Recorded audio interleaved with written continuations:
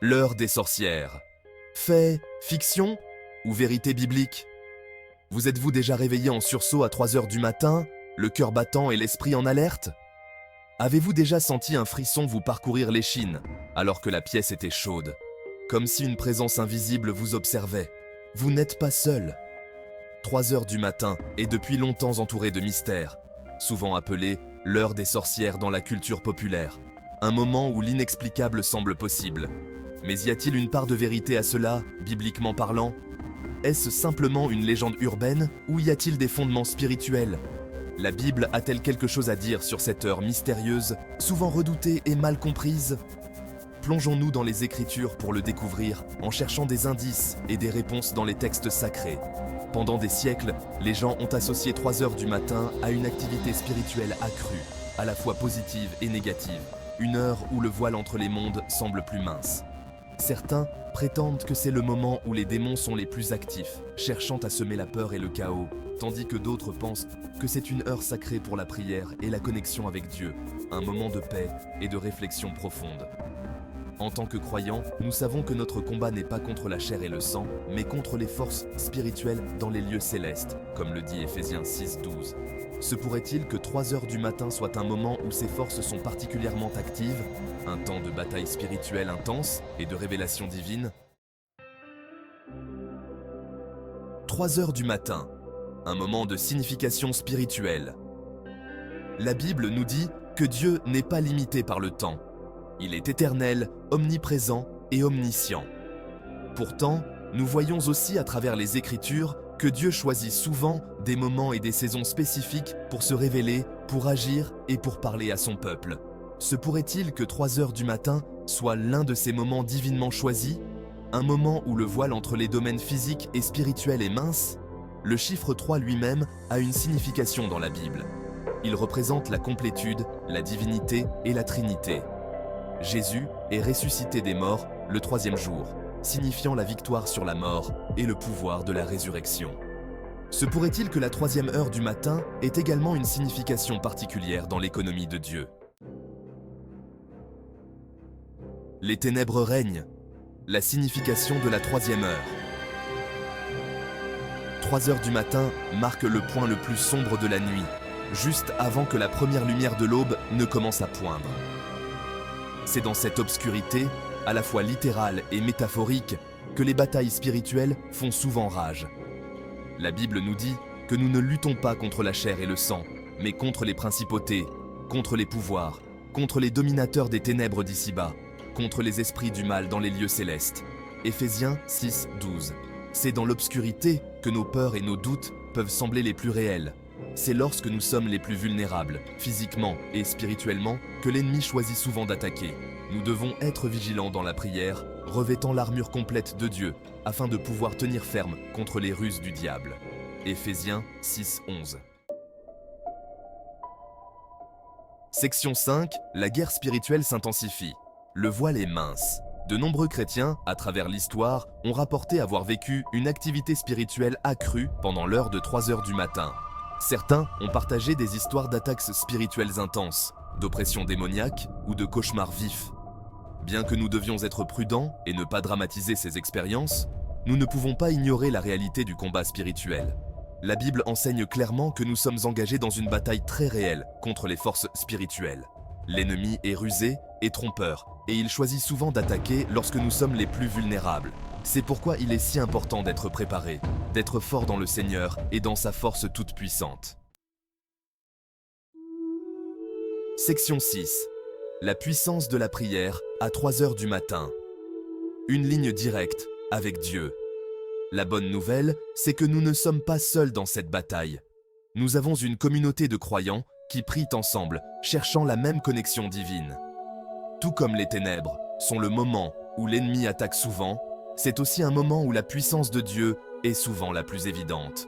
La lumière divine perce les ténèbres, apportant espoir et réconfort. La Bible est remplie d'exemples où Dieu rencontre des gens dans la nuit, leur parle dans des rêves et des visions et leur donne force et conseils. Ces moments nocturnes sont souvent des tournants dans leur vie spirituelle. De nombreux croyants trouvent que la solitude paisible de 3 heures du matin offre une occasion unique de se connecter avec Dieu dans la prière. C'est un moment de calme où l'âme peut vraiment s'exprimer. Libérés des distractions de la journée, ils peuvent épancher leur cœur à Dieu, recherchant sa direction, sa protection et sa force. Ils trouvent une clarté et une paix qui les soutiennent tout au long de la journée. Le psalmiste écrit « Au milieu de la nuit, je médite sur toi. Dès le matin, ma prière s'élève vers toi. » Ces moments de prière nocturne sont des trésors spirituels. Section 7. Exemple biblique de rencontres divines nocturnes. Tout au long des Écritures, nous voyons d'innombrables exemples de Dieu rencontrant des personnes dans le calme de la nuit. Jacob a lutté avec Dieu toute la nuit, ressortant de la rencontre à jamais changé. Dieu est apparu à Salomon dans un rêve, lui accordant sagesse et intelligence. Paul et Silas, emprisonnés pour leur foi, chantèrent des hymnes à Dieu à minuit, et un tremblement de terre a secoué la prison, les libérant. Ces histoires nous rappellent que Dieu n'est pas limité par le temps ou les circonstances. Il peut faire irruption dans nos vies à tout moment, même dans la nuit la plus sombre, pour apporter réconfort, conseil et délivrance. Section 8. Les anges à l'œuvre, les esprits au service de Dieu pendant la nuit. La Bible nous dit aussi que des anges sont souvent envoyés du ciel pour servir le peuple de Dieu. Hébreux chapitre 1, verset 14 dit « Ne sont-ils pas tous des esprits au service de Dieu, envoyés pour exercer un ministère en faveur de ceux qui doivent hériter du salut ?» Bien que nous ne soyons pas toujours conscients de leur présence, les anges sont constamment à l'œuvre, nous protégeant du mal, guidant nos pas et combattant nos batailles pour nous. Il n'y a aucune raison de croire que les anges sont moins actifs la nuit que le jour. En fait, étant donné l'activité spirituelle accrue qui se produit souvent dans l'obscurité, il est possible que leur présence soit encore plus prononcée. Section 9. Discerner l'heure, reconnaître les attaques spirituelles. Bien que nous ne devrions jamais être guidés par la peur, il est important d'être conscient des tactiques de l'ennemi et d'être capable de discerner quand nous sommes sous attaque spirituelle. L'ennemi utilise souvent la peur, le doute, l'anxiété et la tentation pour essayer de nous faire dérailler de notre marche avec Dieu. Si vous vous réveillez constamment à 3 heures du matin avec un sentiment d'angoisse, d'anxiété ou de peur, cela pourrait être le signe que vous êtes sous attaque spirituelle. N'ignorez pas ces signes. Au lieu de cela, considérez-les comme une occasion de prier, de revêtir l'armure complète de Dieu et de rester ferme dans votre foi. Section 10. Trouver la paix au milieu de la bataille. Avoir confiance en la protection de Dieu. Dans les moments de doute et de peur, il est essentiel de se rappeler que nous ne sommes jamais seuls. Même au milieu des batailles spirituelles, nous pouvons avoir la paix, sachant que Dieu est avec nous. Sa présence nous entoure et nous guide, nous offrant un refuge sûr. Psaume 4, verset 8 dit « Je me couche et je dors en paix, car toi seul, Éternel, tu me donnes la sécurité dans ma demeure. » Cette promesse divine nous assure un repos paisible, même dans les moments les plus troublés. Quoi que nous affrontions, nous pouvons être assurés que Dieu est notre refuge et notre force.